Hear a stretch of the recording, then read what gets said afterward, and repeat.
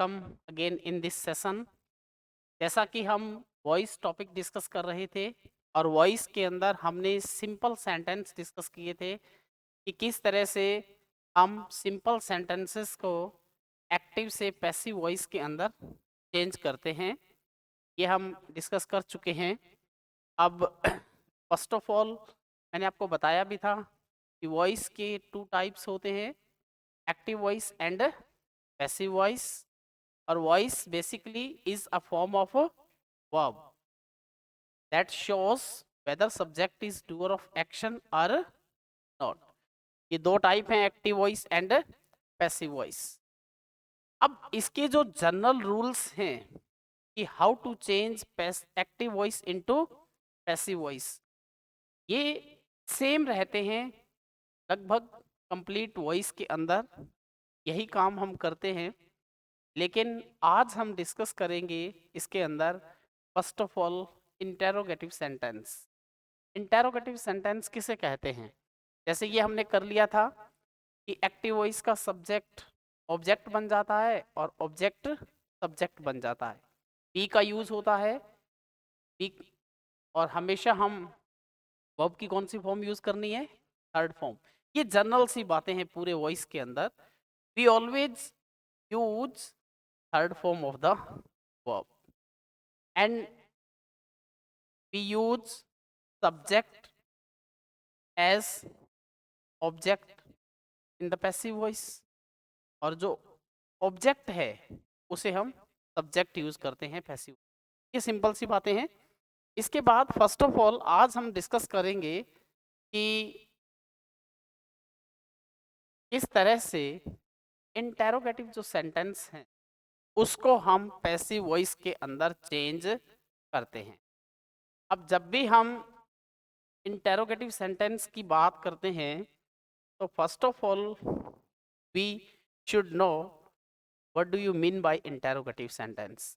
Interrogative sentence का मतलब क्या होता है? इंटेरोगेटिव सेंटेंस का क्या मतलब होता है? प्रश्नवाचक वाक्य, ऐसे सेंटेंस जिनसे हम क्वेश्चन हैं। और इंग्लिश में क्वेश्चन वाले सेंटेंस 2 तरह के आपको मिलेंगे। इंटेरोगेटिव सेंटेंस कौन से हैं? 2 तरह के होते हैं। पहला मैंने लिखा है यहाँ पे कि हेल्पिंग वर्ब से शुरू होने वाले सेंटेंस। ऐसे सेंटेंस जो किससे शुरू होते हैं? हेल्पिंग वर्ब से। अब हेल्पिंग वर्ब से जो सेंटेंस शुरू होते हैं इंटेरोगेटिव, उन क्वेश्चन को हम कहते हैं पोलर क्वेश्चन। पोलर क्वेश्चन क्यों कहते हैं? पोलर क्वेश्चन का मतलब होता है कि इनका आंसर 2 ही होते हैं, यस और नो। 2 ही आंसर होते हैं। और इसको बनाने का सबसे अच्छा तरीका क्या होता है कि आप इसकी हेल्पिंग वर्ब को सब्जेक्ट से पहले लिखें, तो वो आपके बनते हैं हेल्पिंग वर्ब से शुरू होने वाले इंटेरोगेटिव सेंटेंस। अब इसका जो पैटर्न एक्टिव वॉइस के अंदर क्या होता है? सबसे पहले हम क्या लगाते हैं? Helping verb. हेल्पिंग वर्ब के बाद में सब्जेक्ट, उसके बाद में main verb, object and interrogative sign, sign of interrogation. अब यदि हम सिंपल सेंटेंस लिखते हैं तो हम क्या लिखते हैं? सबसे पहले क्या लिखते हैं? सब्जेक्ट, उसके बाद में helping verb and main verb and object. Simple हो गया स्टेटमेंट। किसी भी स्टेटमेंट को आपने पोलर क्वेश्चन बनाना है तो आप इस हेल्पिंग वर्ब को जस्ट सब्जेक्ट से पहले लिख देते, तो वो आपका पोलर क्वेश्चन बन जाता है जिसका उत्तर यस और नो में होता है। अब देखो, इसको जब हम पैसिव वॉइस बनाएंगे तो कोई अदर रूल नहीं है, लमसम वही नियम हम फॉलो करते हैं। तो सबसे पहले हमने क्या लगा दिया? हेल्पिंग वर्ब का हेल्पिंग वर्ब लिख दिया। इसके बाद में हमने क्या किया कि हमने ऑब्जेक्ट लगा दिया। कौन सा? एक्टिव वॉइस का ऑब्जेक्ट। ठीक है, यही हमने जनरल सेंटेंसेस में किया था कि इसके ऑब्जेक्ट को पैसिव वॉइस में क्या बना देते हैं? सब्जेक्ट बना देते हैं, या यहाँ पे होगा सब्जेक्ट लेकिन होगा एक्टिव वॉइस का ऑब्जेक्ट। इसके बाद में हम मेन वर्ब की कौन सी फॉर्म, हमेशा थर्ड फॉर्म का यूज करते हैं। फिर same by subject, all rules are same changes in the verb form में भी सेम चेंजेस तो सेम रहते हैं। अब इसको अपने एग्जाम्पल से समझ लेते हैं। जैसे हमने नीचे फर्स्ट एग्जाम्पल दिया हुआ है, have you done your homework, have you done your homework, क्या आपने अपना होमवर्क पूरा कर लिया। यदि इसको अपन सिंपल सेंटेंस लिखते तो अपने ये लिखते, you have done your homework, ये लिखते you have done your homework. Question बनाना था तो हमने क्या किया, इस हेल्पिंग वर्ब को यू से पहले लगा दिया। इतनी सी बात है, have you done your homework, क्या आपने अपना होमवर्क पूरा कर लिया। अब देखो इसके अंदर हम क्या करते हैं, सबसे पहले मैंने क्या लिखा, हेल्पिंग वर्ब। अब हेल्पिंग वर्ब यहाँ पे क्या थी, हैव। ये हैव हेल्पिंग वर्ब कौन से सब्जेक्ट के अकॉर्डिंग आ रही थी, यू के अकॉर्डिंग। अब यहाँ पे यू सब्जेक्ट नहीं रहेगा, हमारे पास में वर्ब है क्या, डन। डन है ना, तो डन के बाद में हमारा ऑब्जेक्ट क्या है, योर होमवर्क। ये ऑब्जेक्ट इधर सब्जेक्ट बनेगा, ये बन गया योर होमवर्क, सब्जेक्ट बन गया। अब जब ये सब्जेक्ट बन गया तो इस सब्जेक्ट के अकॉर्डिंग इसी टेंस के अंदर दो हेल्पिंग वर्ब के लिए हम वर्ड यूज करते हैं प्रेजेंट टेंस में, प्रेजेंट परफेक्ट टेंस में, हैज एंड हैव। तो इसके लिए यहाँ पे यू के अकॉर्डिंग हम हैव का यूज कर रहे थे, और जो थर्ड पर्सन सिंगुलर्स होते हैं उनके लिए हम किसका यूज करते हैं, हैज का यूज करते हैं। तो यहाँ पे योर होमवर्क, आपका गृह कार्य। तो जब भी वर्ब से क्या प्रश्न पूछेंगे, डन किया, क्या किया, योर होमवर्क। ये पूरा की पूरा आपने यहाँ पे सब्जेक्ट लिख दिया, पहला काम हो गया। हेल्पिंग वर्ब लिखनी थी, अब हेल्पिंग वर्ब इस कर्ता के अनुसार बनाएंगे तो क्या बन जाएगी, हैज, क्योंकि ये योर होमवर्क अनकाउंटेबल है, होमवर्क, ठीक है। अनकाउंटेबल के साथ में कौन सी वर्ब आती है, हमेशा सिंगुलर की तरह आती है, तो सिंगुलर वर्ब लगा दी हमने, हैज।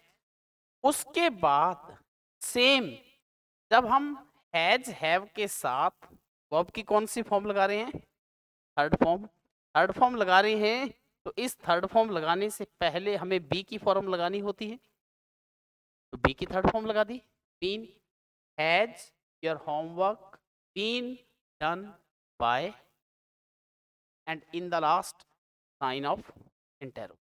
मैंने आपको एक बहुत इंपॉर्टेंट बात बताई थी, जब भी हम वॉइस का चेंज करते हैं, ना तो हम टेंस बदलते हैं, ना ही हम सेंटेंस की फॉर्म को चेंज करते हैं। यहाँ पे इंटेरोगेटिव सेंटेंस है, पैसिव वॉइस में भी क्या रहेगा, ये इंटेरोगेटिव। जबकि डायरेक्ट इनडायरेक्ट स्पीच में जब भी हम फॉर्म के अंदर चेंज करते हैं ना, तो इंटेरोगेटिव सेंटेंस सिंपल सेंटेंस बन जाता। अब इसमें नेक्स्ट एग्जांपल्स की हेल्प से देख लेते हैं, ये एक टाइप की आपकी एक्सरसाइज ही है। अब देखो, are they taking exercise now, are they taking exercise now. तो यहाँ पे सब्जेक्ट क्या है हमारे पास में, हेल्पिंग वर्ब पहले लगी हुई है, मेन वर्ब की फर्स्ट फॉर्म में आईएनजी है, और ऑब्जेक्ट क्या है हमारे पास में, एक्सरसाइज, ठीक है। तो हमने एक्सरसाइज को सबसे पहले सब्जेक्ट बना के लिख लिया। पहले हम वर्ब इस सब्जेक्ट के अकॉर्डिंग लिखनी है, इसलिए पहले हम क्या लिख लेते हैं, ऑब्जेक्ट को सब्जेक्ट बना के पहले लिख लेते हैं। एक्सरसाइज लिख लिया, इसके अकॉर्डिंग हमने यहाँ पे क्या लगाया था, आर, इज, एम, आर, ये तीन होती हैं एक टेंस के अंदर। तो यहाँ पे एक्सरसाइज के अकॉर्डिंग क्या लगेगा, इज, इज एक्सरसाइज। अब वर्ब की थर्ड फॉर्म लगाने से पहले हमें बी की फॉर्म लगानी थी, बी की फॉर्म होगी यहाँ पे बीइंग टेकन नाउ, और लास्ट में साइन ऑफ इंटेरोगेशन। लेकिन हमने बाय डैम नहीं लगाया। They is not so much important subject, sometimes we omit they को छोड़ देते हैं, इतना इम्पोर्टेंट नहीं है। तो नेक्स्ट देखें इसमें, will he invite us, helping verb है। तो सबसे पहले ये सब्जेक्ट हो गया, ये वर्ब हो गई, ये क्या हो गया, ऑब्जेक्ट। सबसे पहले इस ऑब्जेक्ट को इधर सब्जेक्ट बना लो। अब इसको सब्जेक्ट बनाएंगे तो ये सब्जेक्ट की फॉर्म में क्या बन जाएगा, बी बन जाएगा। अब ही से पहले हम किसका यूज कर रहे थे, विल का, और वी से पहले किसका यूज करेंगे, शैल का। तो शैल बी। अब जब हमें थर्ड फॉर्म लगानी थी, उससे पहले हमें बी की फॉर्म लगानी थी। मैंने आपको बोला था कि विल और शैल दोनों क्या है, मॉडल हैं। मॉडल है तो मॉडल के साथ में क्या लगाते हैं हम हमेशा, बेस। बेस लगाते हैं, तो यहाँ बी का बेस लग गया, बी। वर्ब की third form by him. In the same way next sentence, did Khemchand reward Tanisha. Subject है खेमचंद, रिवार्ड वर्ब है एंड तनिषा क्या है, ऑब्जेक्ट है। इस तनिषा को यहाँ पे हम क्या बना देंगे, सब्जेक्ट। अब खेमचंद के अकॉर्डिंग क्या लगा रहे थे हम, डिड। कौन सा वाक्य हो गया, पास्ट इंडेफिनिट टेंस। कल हमने क्या पढ़ा था, डिड के साथ वर्ब की फर्स्ट फॉर्म दी होगी या आपको दी होगी वर्ब की सेकंड फॉर्म। तो जब भी डिड के साथ वर्ब की फर्स्ट फॉर्म दी होगी, तो आप डू, डज और डिड को हटा देते हैं। तो इस डिड को हटा देंगे, डिड की जगह अब क्या लग जाएगा, वॉच, क्योंकि बी की फॉर्म कौन सी हो गई, वॉज, पास्ट इंडेफिनिट के अंदर। अब वॉज हो गई, तो वॉज तनिषा, यहाँ पे हमने वर्ब की थर्ड फॉर्म लगा दी, rewarded by Hemchand. Do, does और डिड, इन तीनों को हटाना है। इनकी जगह पे आपने बी की फॉर्म लिख देनी सब्जेक्ट से पहले। तो वाक्य क्या रह जाएगा, इंटेरोगेटिव रहेगा। लास्ट देखो, मॉडल से संबंधित दिया है मैंने, should the doctor examine Tanisha. Doctor subject है, एग्जामिन यहाँ पे वर्ब है, तनिषा यहाँ पे क्या है, ऑब्जेक्ट है। इसको सब्जेक्ट बनाएंगे तो तनिषा इधर सब्जेक्ट बन गया। शुड सेम रहेगा, सभी टाइप्स के सब्जेक्ट्स के लिए सेम ही लगता है ये, शुड आ गया यहाँ पे। फिर अपने मॉडल्स के साथ में क्या लगाते हैं, बेस, बी लग गया। एग्जामिन्ड, अब लास्ट में बाय द डॉक्टर नहीं लगाया, क्योंकि एग्जामिनेशन करने का काम, जांच करने का काम, शारीरिक जांच जो होती है वो कौन करता है, डॉक्टर ही करता है, अंडरस्टूड है। और यदि अपने लगाना भी चाहें तो लास्ट में आप लगा सकते हैं बाय डॉक्टर, इस तरह से। नथिंग मच स्पेशल, कोई ज्यादा स्पेशल नहीं है इसमें इंटरोगेटिव सेंटेंस में। एक ही बात को ध्यान में रखना है, एक तो डू, डज और डिड, इन तीनों को हटा देना है। इसकी जगह पे किसकी फॉर्म लगानी है, बी की फॉर्म आपने लगा देनी। और हेल्पिंग वर्ब को सब्जेक्ट से पहले लिखना है। एक्टिव वॉइस में भी पहले मिलेगा, पैसिव वॉइस में भी आपको पहले ही रखना है। एक चीज का ध्यान रखें, हाँ, आपकी हेल्पिंग वर्ब नए कर्ता के अनुसार कई बार थोड़ी चेंज हो जाती है। जैसे हैज से हैव हो जाता है, हैव से वापस हैव हो जाता है, इज से आर हो सकता है, आर से इज हो सकता है। तो ये आपका एक पैटर्न रहेगा जिसमें अपन बात करते हैं पहले प्रकार के इंटेरोगेटिव सेंटेंस किससे शुरू होते हैं, हेल्पिंग वर्ब से वाले क्वेश्चन, जिनको हम पोलर क्वेश्चन कहते हैं। सेकंड देखें, इसमें सेकंड टाइप की जो सेंटेंस होते हैं उनको हम कहते हैं WH वर्ड से शुरू होने वाले क्वेश्चन। अब जो क्वेश्चन WH वर्ड से शुरू होते हैं उनसे कंप्लीट आंसर की उम्मीद की जाती है। अब इसमें आप, इनको मैंने अलग से दे दिया, हु और हूं। इन दोनों को छोड़कर बाकी सारे WH वर्ड वाले पहले करवा देते हैं, फिर हु और हुम थोड़ा अलग है, वो अगली स्लाइड में मैं आपको बता देता हूं, ठीक है। बाकी हु और हुम भी क्या है, WH वर्ड है। तो who, whom, why, when, where, how, which, what, इनसे शुरू होने वाले वाक्य। अब इनसे यदि वाक्य शुरू होता है, हु और हुम इन दोनों को छोड़कर बाकी इसमें और हेल्पिंग वर्ब से शुरू होने वाले वाक्य में कोई ज्यादा डिफरेंस नहीं।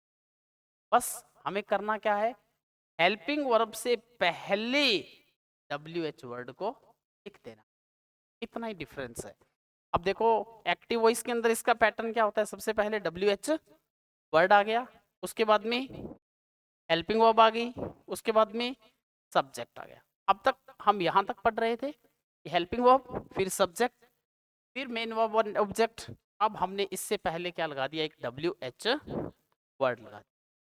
तो पैसिव जब भी बनाएंगे तो WH वर्ड सेम रह जाएगा यहाँ पे, हु और हुम को छोड़कर।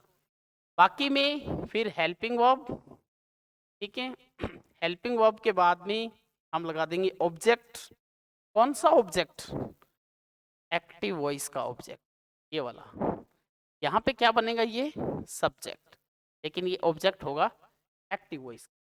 उसके बाद में मेन वर्ब की हमेशा third form, any type of the sentence there may be, किसी भी प्रकार का वाक्य हो सकता है, लेकिन आप हमेशा वर्ब की कौन सी फॉर्म लगाएंगे, थर्ड फॉर्म लगाएंगे। लास्ट में बाय एंड सब्जेक्ट। ये सब्जेक्ट कौन सा, एक्टिव वॉइस का सब्जेक्ट। यहाँ पे ये ऑब्जेक्ट ही होगा वैसे, ये इसका पैटर्न रहता है। सेम ही पैटर्न फिर हो गया इस। अब देखो इसकी एक्सरसाइज करते हैं, जैसे when will you publish a new book. When क्या है, WH वर्ड है, विल क्या है, हेल्पिंग वर्ब है, यू सब्जेक्ट हो गया, पब्लिश मेन वर्ब होगी आपकी, अ न्यू बुक ऑब्जेक्ट हो गया। व्हेन विल यू पब्लिश, आप कब प्रकाशित करेंगे अपनी नई किताब। प्रकाशित करेंगे, क्या प्रकाशित करेंगे, अ न्यू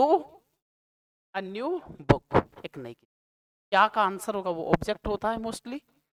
तो हमने क्या किया, सबसे पहले व्हेन का व्हेन लगा दिया, सेम रहेगा ये तो। उसके बाद में WH वर्ड लिखने के बाद अब सबसे पहले इस ऑब्जेक्ट को लिख लेना, ए न्यू बुक, क्योंकि यदि कोई चेंज होगा हेल्पिंग वर्ब में अकॉर्डिंग टू द सब्जेक्ट, वो अपने कर लेंगे। यहाँ पे यू के साथ हम किसका यूज कर रहे थे, विल का, तो सेम ही रह जाएगा, इसमें कोई चेंज नहीं है। ए बुक के साथ में भी क्या लिखेंगे, विल ही लिखेंगे। When will a new book, अब मॉडल के साथ में हम क्या लगाते हैं, बी, तो हमने थर्ड फॉर्म पहले बी की फॉर्म लगानी थी, वो क्या लगा दी, बेस बी, और ये हो गई आपकी वर्ब की third form, published by, subject था, बाय लगा के लास्ट में लिख दिया, प्रश्नवाचक चिन्ह। लेकिन WH वर्ड से शुरू होने वाले वाक्यों के आंसर यस या नो में नहीं होते, इनका पूरा उत्तर हमें लिखना पड़ता है। जैसे व्हेन से कोई क्वेश्चन पूछा जा रहा है, तो इसका मतलब आपको आंसर क्या पूछ रहा है, वो टाइम, समय पूछ रहा है, ये बात आप ध्यान रखें। सेकंड देखें, why were you laughing at Saroj, why WH word है, वाई क्यों, were you laughing at Saroj, laughing at कल भी अपनी बात की थी, वर्ब के साथ में क्या दिया हुआ है, प्रेपोजिशन है, फिक्स है, इसके साथ ही रहेगा। अब हमने जब चेंज किया वाई का वाई लिख दिया, वाई के बाद में हमने इस ऑब्जेक्ट को सब्जेक्ट बना दिया सरोज। अब सरोज के अकॉर्डिंग हम यू के अकॉर्डिंग क्या लगा रहे थे, वर, वॉज और वर दोनों किस टेंस की हेल्पिंग वर्ब है, पास्ट कंटिन्यूअस टेंस की, तो यहाँ पे हमने सरोज के अकॉर्डिंग क्या लगा दिया, वॉज, वाई वॉज, सरोज। अब इसकी मेन वर्ब की फर्स्ट फॉर्म में क्या लगा है, आईएनजी। हम बी के अंदर आईएनजी लगा देंगे। बीइंग, जैसा कि हमने कल बहुत डिटेल में पढ़ लिया था, ये बीइंग लाफ्ड एट, ये इकट्ठा रखना है। Bye. Next, what did you play in the evening. What did you play, subject you है, प्ले मेन वर्ब है, इन द इवनिंग। अब देखो, what did you play in the evening, इसमें एक इंपॉर्टेंट बात है, इस ऑब्जेक्ट कहाँ है। What did you play in the evening, subject क्या हो गया, यू, प्ले क्या हो गई, वर्ब।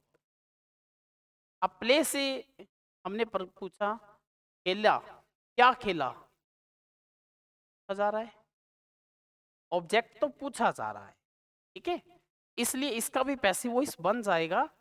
लेकिन इसमें ऑब्जेक्ट यहाँ नहीं दिया हुआ, व्हाट के अंदर, ये what did you play in the evening, कि शाम को आपने क्या खेला, तो वही क्वेश्चन वर्ड है, क्या खेला। तो खेलने से जब हम क्या प्रश्न पूछेंगे, वही इसमें पूछा गया है। अब इसको जब चेंज करेंगे तो व्हाट का व्हाट रह जाएगा। डू, डज और डिड हट जाते हैं, तो डिड हम हटा देंगे। डिड हटा देंगे तो डिड की जगह क्या लगेगा, वॉज या वर। लेकिन यहाँ पे what did you play in the evening, हमें पता नहीं है कि क्या खेला, लेकिन वो गेम सिंगुलर ही होगा, तो इसलिए हमने क्या लगाया, वॉच। हालांकि इसके बाद में जो सब्जेक्ट आना था वो नहीं है, क्यों, क्योंकि हमारे पास में यहाँ ऑब्जेक्ट भी नहीं था। ऑब्जेक्ट यहाँ पे पूछा हुआ है ना व्हाट के अंदर। इसी तरीके से what watch played by you in the evening, in the evening, in the evening time है, तो इसलिए हम लास्ट में रख देते हैं। कल भी हम बात कर रहे थे, तीन चीजें लास्ट में रखते हैं mostly, M P T, manner, place and time, ये लास्ट के अंदर, तो कोई प्रॉब्लम नहीं है, ठीक है। नेक्स्ट है कि how does she Singh a song, how does, how WH word है, हेल्पिंग वर्ब हो गई, सब्जेक्ट हो गया, सिंग अ सॉन्ग, तो यहाँ पे हम सबसे पहले क्या लिख देंगे, हाउ, सेम रह जाएगा। इसके बाद में डू डज हट जाता है, शी सिंग, सिंग यहाँ पे मेन वर्ब है, ए सॉन्ग यहाँ पे क्या हो गया, ऑब्जेक्ट हो गया। गाना, क्या गाना, एक गीत, ए सॉन्ग, तो यहाँ पे पहले ए सॉन्ग को लिख लें। ए सॉन्ग के अकॉर्डिंग क्या आ जाएगा, इज आ जाएगा। सिंग की थर्ड फॉर्म, संग बाय हर, ये अपने लगा देंगे, और सब्जेक्ट आपका सेंटेंस क्या बन गया, पैसिव बन गया कि how is a song sung by her. इसके बाद में next, where did you post the letter, where से स्टार्ट है, डिड लगा हुआ है, डिड हट जाएगा, ठीक है। यू क्या है यहाँ पे, सब्जेक्ट है, ये क्या है, मेन वर्ब है, लेटर क्या है, ऑब्जेक्ट है। लेटर को हमने यहाँ पे सब्जेक्ट बना दिया, वेयर सेम रह जाएगा, ठीक है। डिड हट गया तो डिड की जगह क्या आ जाएगा, वॉज या वर। यहाँ पे लेटर था, तो लेटर के अकॉर्डिंग क्या आएगा, वॉज, वॉज हो गया, और पोस्टेड बाय यू, ये आपका सेम रहेगा।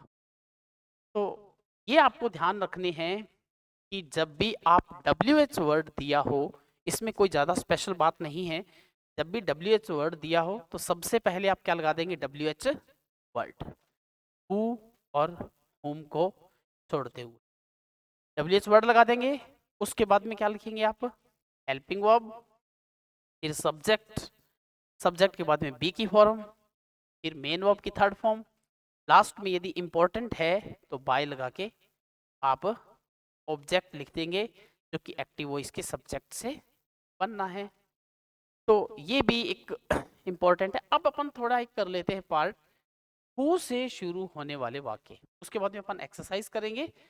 तो हु से जो शुरू होने वाले वाक्य हैं, उसमें कोई अलग से ज़्यादा विशेष नहीं है, लेकिन हु और होम के अंदर इनको अपने अलग से क्यों मेंशन किया है? क्योंकि हु जो होता है ना, वो होता है अपने आप में सब्जेक्ट, हु नॉमिनेटिव केस, और जो होम होता है वो ऑब्जेक्ट की जगह यूज होता है। हु से शुरू होने वाले प्रश्नों में, क्वेश्चंस में आपको सब्जेक्ट नहीं दिया होगा, और होम से शुरू होने वाले सेंटेंसेस में आपको ऑब्जेक्ट नहीं दिया होगा। इन दोनों में ये थोड़ा अलग रहता है। तो हु से शुरू होने वाले वाक्य हैं, तो हु को हम किस में बदलते हैं? अब देखो, सब्जेक्ट को हम किस में बदलेंगे? ऑब्जेक्ट में। तो जब हम आई को बदलते हैं मी के अंदर, तो in the same way who, whose and whom, mostly ये 3 केस हम पढ़ते हैं। सब्जेक्ट बनता है तो ये हु होता है, जब पजेसिव होता है तो whom, हुज होता है, और जब ऑब्जेक्ट बनता है तो ये क्या होता है? whom, who, whose, whom। जैसे कि आई, माई, मी। मी क्या बनता था? आई। आई क्या बन जाता था? मी। इसी तरीके से यदि होम से वाक्य शुरू होगा तो क्या बन जाएगा? हु। और जब हु से वाक्य शुरू होगा तो हु क्या बन जाएगा? होम। ठीक है। और ऑब्जेक्ट से पहले हम क्या लगाते हैं? बाय। तो इसलिए हम सीधा सीधा लिख देते हैं कि हु को हम किस में बदल देते हैं? बाय होम में, क्योंकि हु सब्जेक्ट था। इसको जब ऑब्जेक्ट बना रहे हैं तो क्या बनेगा? होम। और ऑब्जेक्ट से पहले हम क्या लगाते थे? बाय। बस। और इसको लास्ट में इसलिए मेंशन नहीं करते क्योंकि ये WH वर्ड भी है, और WH वर्ड जिससे वाक्य स्टार्ट होता है, इसलिए हम इसको स्टार्टिंग में रखते हैं। बहुत सिंपल सी लैंग्वेज में आप एक ही बात समझ लें कि हु को किस में बदलना है? बाय होम में बदलना है। होम दिया है तो उसको किस में बदलना है? हु में बदलना है। अब देखो, सबसे पहले हु से शुरू होने वाले वाक्य की एक्सरसाइज है। हु को किस में बदलना है हमने? By whom. उसके बाद में क्या रहेगी? Helping verb. उसके बाद में क्या रहेगा? सब्जेक्ट। उसके बाद में मेन वर्ब की थर्ड फॉर्म। लेकिन यहाँ पे बाई लगा के ऑब्जेक्ट नहीं है, क्योंकि बाई हमने यहाँ पे लगा दिया और ऑब्जेक्ट इसी के अंदर है, के अंदर ही, इसलिए इसकी जरूरत नहीं रहती। सेंड, हाँ जी, हाँ। अभी देखो आप इसमें, अब देखो पहला सेंटेंस देखो। अब इसमें अपने क्या लिखा? Who called me. Who called me. वो क्या था यहाँ पे? ये वर्ब है, ये क्या हो गया? ऑब्जेक्ट। ये WH वर्ड तो है ही, उसके साथ साथ में क्या है? सब्जेक्ट भी है ना? हु कॉल्ड मी, मुझे किसने पुकारा। तो काम क्या है? पुकारने का। पुकारने का काम किसने किया, यही तो हम पूछ रहे हैं। तो वो सब्जेक्ट भी है और वो WH वर्ड भी है। इसीलिए हम हु से शुरू होने वाले एक्टिव वॉइस के वाक्य में हेल्पिंग वर्ब का यूज नहीं करते। हेल्पिंग वर्ब का यूज कहाँ करेंगे? WH वर्ड के बाद और सब्जेक्ट से पहले। ये सब्जेक्ट भी है और ये WH वर्ड भी है, तो हम हेल्पिंग वर्ब भी नहीं लगाते। इंग्लिश के अंदर एक ही वर्ड है जिससे क्वेश्चन शुरू होता है बिना हेल्पिंग वर्ब के, who called. Without using helping verb you are asking question. Otherwise हम क्या बोलते हैं कि we can't create any question without helping verb. But there is single word who, जिससे हम क्वेश्चन यदि स्टार्ट करते हैं तो हमें हेल्पिंग वर्ब की जरूरत पड़ती। समझ में आ गई बात? क्यों नहीं लगाते? क्योंकि हु सब्जेक्ट भी है और हु के अंदर WH वर्ड भी है, दोनों चीजें हैं, इसलिए हमें इसकी जरूरत नहीं पड़ती। अब सिंपल सा नियम जब बता दिया, हु को हम किस में बदल देंगे? बाय हुम में। उसके बाद में मैंने आपको बताया हेल्पिंग वर्ब। यहाँ पे वर्ब की कौन सी फॉर्म है? सेकंड फॉर्म है। अदर तो कोई हेल्पिंग वर्ब दी नहीं है हमें। सेकंड फॉर्म है तो बी की सेकंड फॉर्म लगाएंगे। बी की सेकंड फॉर्म क्या हो गई? Was were. अब वॉज वर क्या लग गया, वॉज आई के अकॉर्डिंग, फिर क्या लग गया, आई, क्योंकि आई यहाँ पे क्या था, मी, मी जब सब्जेक्ट बनेगा तो क्या बन गया, आई, और ये वर्ब की थर्ड फॉर्म लगी आपकी कार्ड। अब यहाँ पे हमें बाई लगा के ऑब्जेक्ट नहीं लगाना, क्योंकि बाई यहाँ लग गया ऑब्जेक्ट इसी के,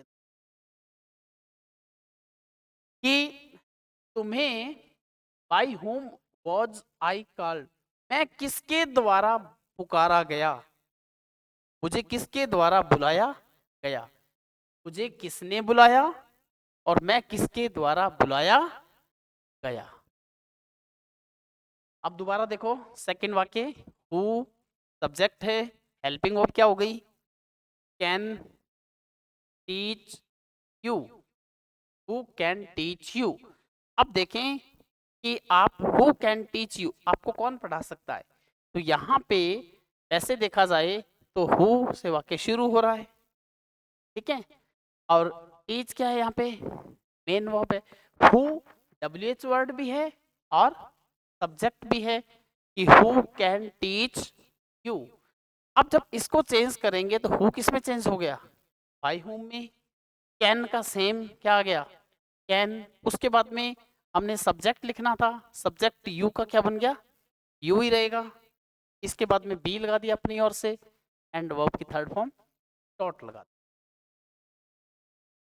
next sentence, who wrote the application, who wrote, wrote verb की सेकंड फॉर्म है, एप्लीकेशन, तो यहाँ पे कोई हेल्पिंग वर्ब नहीं है, कि इस टेंस के सिंपल सेंटेंस भी ऐसे लिखे जाते हैं जैसे कि हमने इंटेरोगेटिव लिखा। इस सेंटेंस में तो क्या है कि सिंपल वाक्य में भी हेल्पिंग वर्ब आती है कैन, और हमने इंटेरोगेटिव का भी सेम पैटर्न रहता है हु वाले का।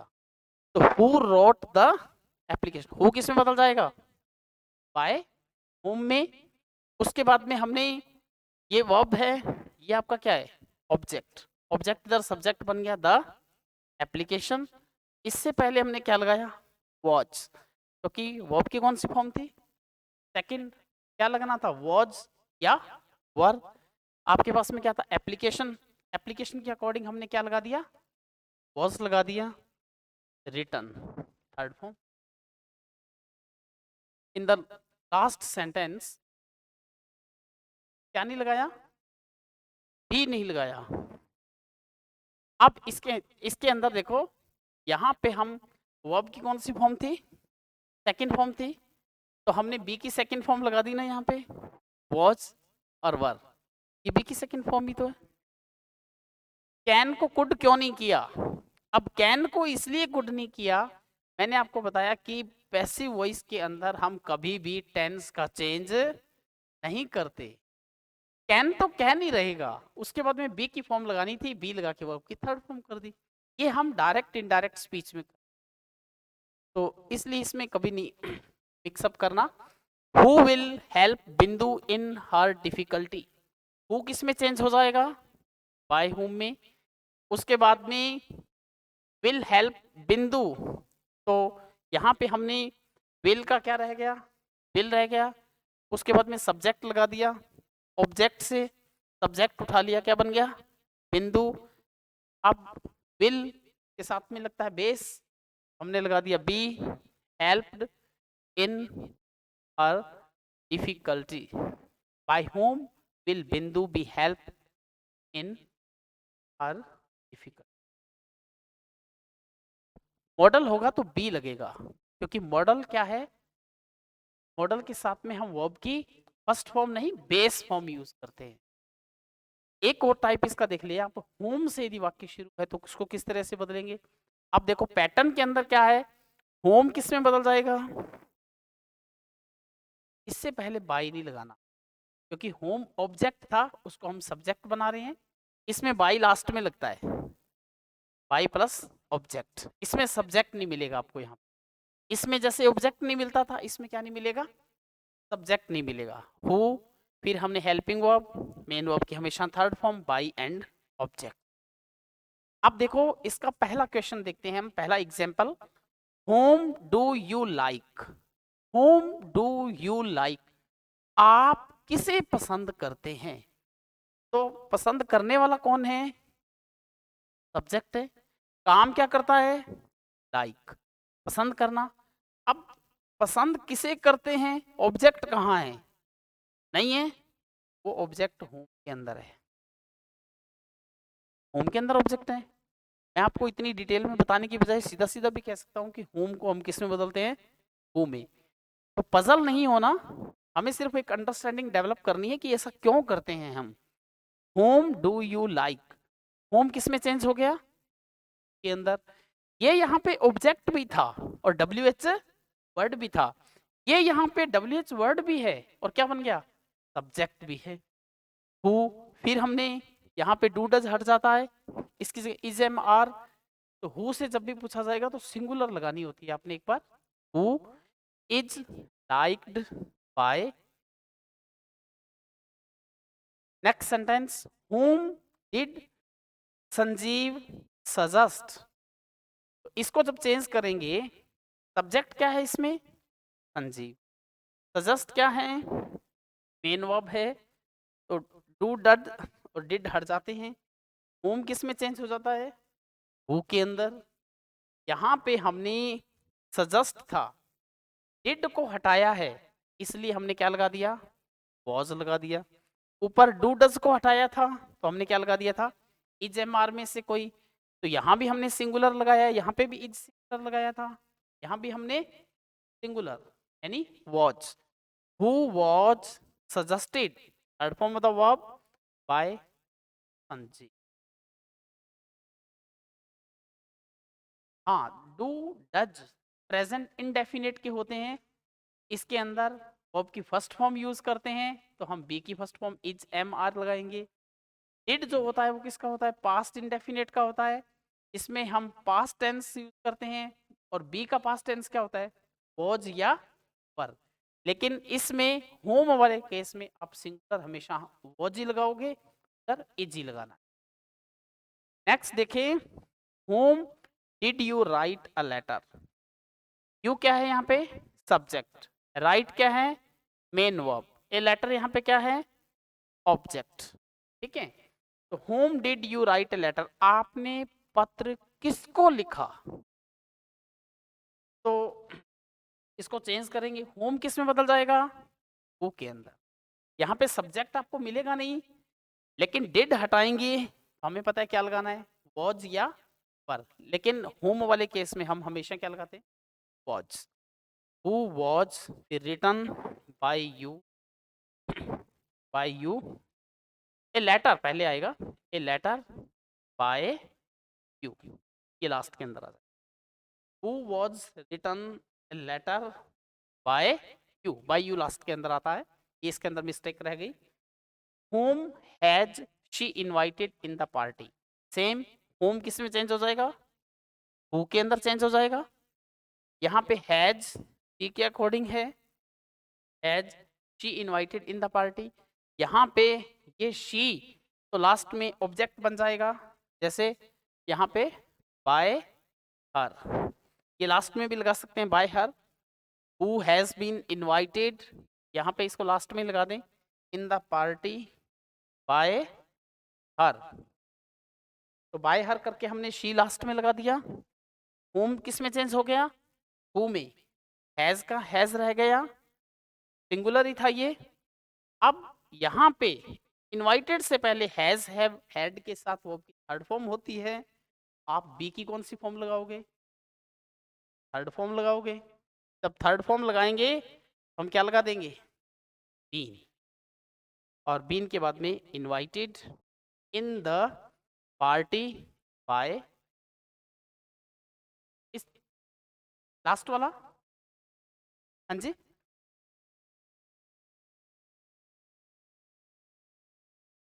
नहीं दिया होगा कभी, कहाँ पे?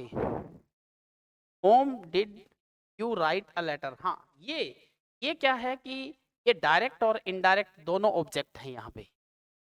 लेटर जो है ये आपके पास में क्या है? Direct object. पहले कौन सा आता है? Indirect object. जब होम से क्वेश्चन दिया होगा ना तो उसमें इनडायरेक्ट ऑब्जेक्ट आपको नहीं दिया होगा। और हम इनडायरेक्ट ऑब्जेक्ट को ही पैसिव वॉइस में ज्यादातर उठाते हैं, इसलिए हम बोल देते हैं कि जो भी, वेरी गुड क्वेश्चन, अच्छा था, इसकी अच्छी ध्यान रखा आपने। होम जो है, होम किसको रिप्रेजेंट करता है? एक पर्सन को, एक व्यक्ति को, और एक व्यक्ति को करता है तो वो कौन सा होता है? व्यक्ति जो ऑब्जेक्ट बनता है तो कौन सा होता है? Indirect object. और कोई थिंग जब ऑब्जेक्ट बनती है तो उसे अपन कहते हैं डायरेक्ट ऑब्जेक्ट। तो यहाँ पे लेटर जो था डायरेक्ट ऑब्जेक्ट और इनडायरेक्ट ऑब्जेक्ट इसके अंदर ही था, तो हमने क्या किया? हु लगा दिया, वॉच। अब यहाँ पे हमने पहले नहीं उठाया ना, ऑब्जेक्ट को हम यहाँ नहीं लेके आए। Who was written a letter by, ठीक है। और इसको यदि अपने ऐसे लिखना चाहें, हु वॉज ए लेटर, ठीक है, रिटन टू यू, फिर उसमें अपन ऐसे लगाना पड़ता है, हाँ टू लगाना पड़ता है, वही सेम जो अपने कल डिस्कस किया था। तो होम से जो वाक्य शुरू होगा उसके अंदर आपको इनडायरेक्ट ऑब्जेक्ट नहीं दी, ठीक है। और वो दिया होगा तो वैसा कि वैसा देना है। डायरेक्ट ऑब्जेक्ट दिया हो सकता है तो आपने वैसे लिख देना। तो ये आपके हु और होम से शुरू। आज हमने इंटेरोगेटिव सेंटेंस पढ़े हैं। इंटेरोगेटिव सेंटेंस दो तरह के होते हैं, हेल्पिंग वर्ब से शुरू होने वाले और WH वर्ड से शुरू। हेल्पिंग वर्ब से शुरू होने वाले पोलर क्वेश्चन, उसमें जस्ट हम वर्ब की जो एक फॉर्म है हेल्पिंग वर्ब उसको बाहर रखते हैं सब्जेक्ट से पहले, सेम रूल के साथ हम उसको वॉइस बना देते हैं। WH वर्ड से शुरू होने वाले सेंटेंसेस को भी हम सेम सिंपल सेंटेंस की तरह ही बना देते हैं, जस्ट उसमें WH वर्ड सबसे पहले रहता है, उसके बाद में हेल्पिंग वर्ब रहती है, जैसे कि हम इंटेरोगेटिव सेंटेंस का पैटर्न होता है, और लास्ट के अंदर साइन ऑफ इंटेरोगेशन। लेकिन हु और होम से शुरू होने वाले क्वेश्चन को हम थोड़ा डिफरेंट टाइप से चेंज करते हैं। हु को किस में चेंज करते हैं? बाय होम में। और होम को किस में चेंज करते हैं? हम हु के अंदर चेंज करते हैं। मैं एक छोटी सी एक्सरसाइज आपको और करवाता हूँ। 10 सेंटेंसेस कल जो मैंने सिंपल सेंटेंस आपको करवाए थे लास्ट के अंदर, और कल मैं आपको एक PDF सेंड करूंगा, वो आपको घर से करके लानी। हाँ जी, आंसर की सेंड कर दूंगा मैं। एक्सरसाइज देख लिया आप। एक्सरसाइज में देखे फर्स्ट टाइप के जो क्वेश्चन हैं इसके अंदर, जैसे मैं आप लोगों से ही पूछूंगा, ये आप लोग इसको इसकी पिक भी ले सकते हैं और इसको वैसे भी कर सकते हैं हम। अब फर्स्ट सेंटेंस देखें, somebody had put out the light, somebody had put out the light। अब इसको जैसे ही हम चेंज करेंगे तो सबसे पहले हमारे पास में ये समझ में आना चाहिए, सब्जेक्ट हो गया, had helping verb, main verb होगी, ये वर्ब पार्ट हो गया, और लाइट क्या हो गया? ऑब्जेक्ट। सबसे पहले क्या करते हैं हम? ऑब्जेक्ट को सब्जेक्ट बनाते हैं, तो हमने लिख दिया द लाइट। उसके बाद में क्या आना चाहिए? अब हैड, और हैड के साथ में ये वर्ब की थर्ड फॉर्म है। पुट की तीनों फॉर्म पुट ही होती है, पुट, पुट एंड पुट। तो द लाइट, फिर अपन क्या लिखेंगे? Had been. अब ये पुट आउट फ्रेजल वर्ब है, इकट्ठी रहेगी वर्ब के साथ, हैड बीन पुट आउट। अब इसको पुटेड नहीं बना देना, वर्ब थर्ड फॉर्म इसकी पुटी होती। पुट का मीनिंग क्या होता है? पुट जो वर्ड है, पुट का मतलब रखना भी होता है। पुट के अलग अलग मीनिंग निकलते हैं अलग अलग सिचुएशन में। यहाँ पे पुट आउट का मतलब जो लाइट को ऑफ करने से हो जाता है, पुट आउट द लाइट। उसके बाद में the light had been put out के बाद में क्या लगाएंगे? इसके बाद क्यों नहीं लगाएंगे? क्योंकि somebody इंपॉर्टेंट सब्जेक्ट नहीं था, ये हमारा पैसिव वॉइस बन चुका। सेकंड देखें, पीपल सर्व आइसक्रीम विद मील। अब पीपल सर्व सब वर्ब है, मील क्या है, ऑब्जेक्ट है। अब उसके बाद में अब यहाँ पे सही ऑब्जेक्ट क्या है, पीपल सर्व आइसक्रीम विद मील। अब इस पूरे को ही हम क्या बना लेंगे, सब्जेक्ट बना लेंगे। यहाँ पे तो अपन लिख देंगे आइसक्रीम विद मील। इसमें अपने ये भी लिख सकते हैं, जैसे कल प्लास्टिक वाला एग्जांपल किया था ना, आइसक्रीम विद मील। अब सर्व क्या है, वर्ब की फर्स्ट फॉर्म है, इज सर्व्ड बाय पीपल। तो ice cream with meal is served. इसको अपन ऐसे भी बोल सकते हैं, ice cream is served with meal, ये भी लिख सकते हैं, ज़्यादा अच्छे से मीनिंग क्लियर हो जाता है। तो जिसमें कोई प्रॉब्लम नहीं होती अपन इस टाइप से भी कर सकते हैं, ice cream is served with meal, जैसे प्लास्टिक वाला कल एग्जांपल किया था। थर्ड देखें, they are expecting good news, subject है, आर एक्सपेक्टिंग वर्ब है, गुड न्यूज ऑब्जेक्ट है। तो सबसे पहले क्या लिखेंगे, गुड न्यूज बोलते रहे इसमें, अब गुड न्यूज। अब गुड न्यूज आर लग रहा था, इज एम आर, क्या लगाएंगे। अब न्यूज एक वचन है या बहुवचन है, अनकाउंटेबल है, तो इसमें क्या लगाते हैं हम, एजी लगाते हैं। लगता है लास्ट में वैसे ही यस आ रहा है इसमें, तो नहीं। Good news, sorry, good news is expecting, expecting है तो क्या लग जाएगा, बीइंग एक्सपेक्टेड बाय देम भी लगाने की जरूरत नहीं है, लेकिन यदि लगाना चाहो कई बार हम इसको इस तरह से ब्रैकेट्स में दे देते हैं, पैरेंथेसिस। हाँ जी, हाँ, न्यूज जो न्यूज अनकाउंटेबल टाइप का है ना, न्यूजेस नहीं कहते हम तो, लेकिन हमेशा न्यूज रहती है और न्यूज, लेकिन इसको अनकाउंटेबल के कारण हम वर्ब कौन सी लगाते हैं, singular, is. They admire the bravery of the Indian soldiers. इसमें आप ऑब्जेक्ट बताएं मुझे को,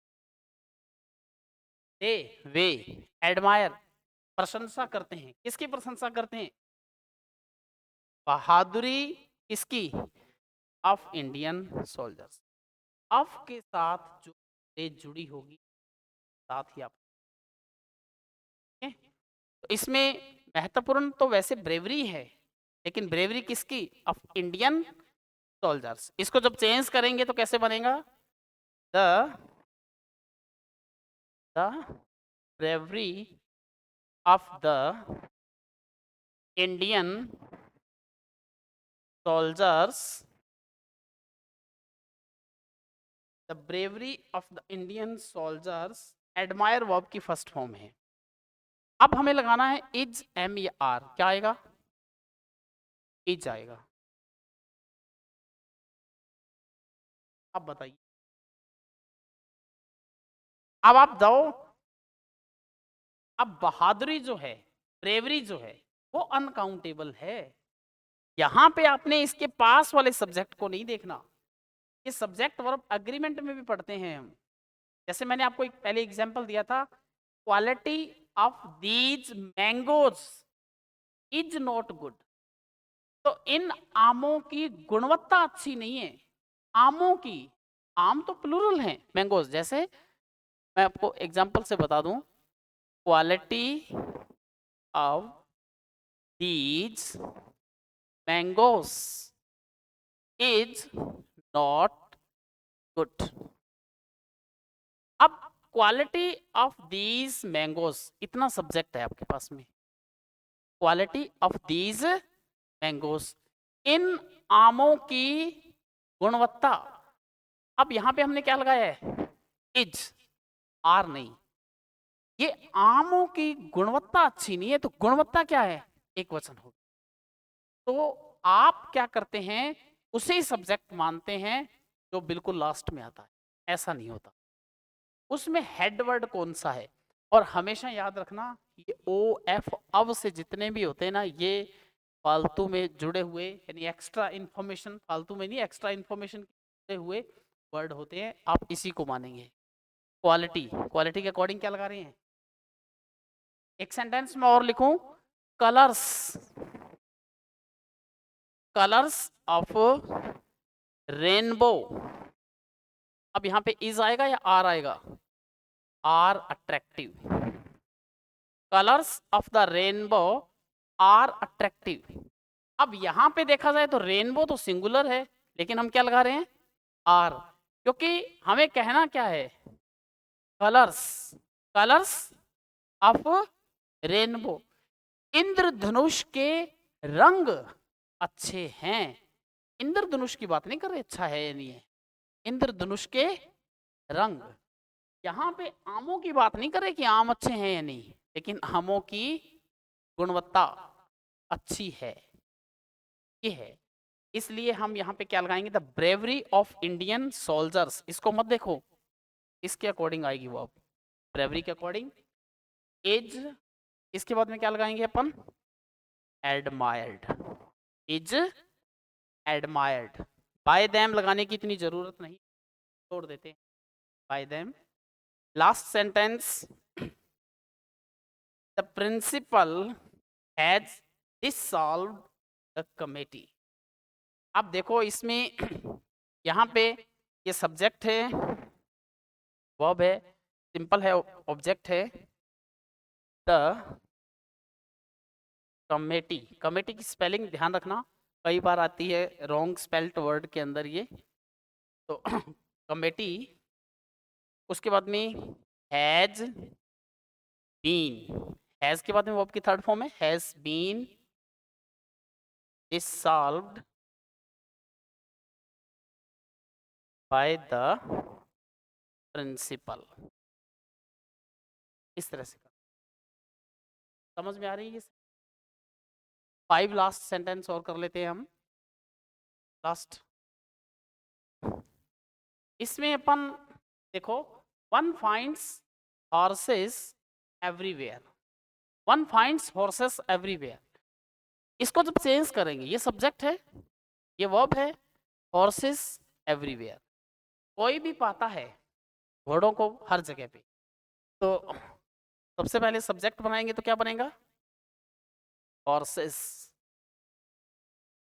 अब वन फाइंड्स, वर्ब की फर्स्ट फॉर्म में एस है, हॉर्सेस के अकॉर्डिंग क्या लगेगा, आर। फाइंड, फाइंड की थर्ड फॉर्म क्या होती है, फाइंड की फाउंड, बेसिक मजबूत कर ले, हॉर्सेस आर फाउंड, उसके बाद में क्या लिख देंगे, एवरीवेयर। सेकंड भी फाउंड होती है, थर्ड भी फाउंड होती है, find, found, found, catch, caught, caught, buy, bought, bought, ठीक है, ब्रिंग, ब्रॉट, ब्रॉट, हाँ, टीच, टॉट, टॉट, वेरी। ये इस तरह से आप राइमिंग करके याद कर लिया करो इनको। What invented the steam engine? What's invented the steam engine? Invented third form है, सबसे पहले ऑब्जेक्ट आ जाएगा, the steam engine is नहीं, वर्ब की कौन सी सेकेंड फॉर्म है, क्या लगेगा, was या were, तो यहाँ पे क्या लगेगा, was, उसके बाद में was invented by what, what's, the steam engine was invented by what's,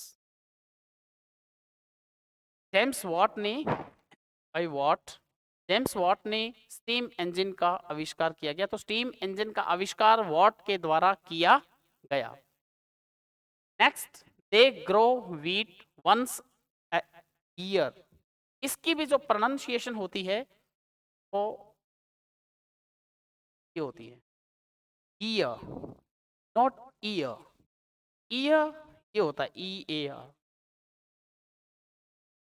year not year.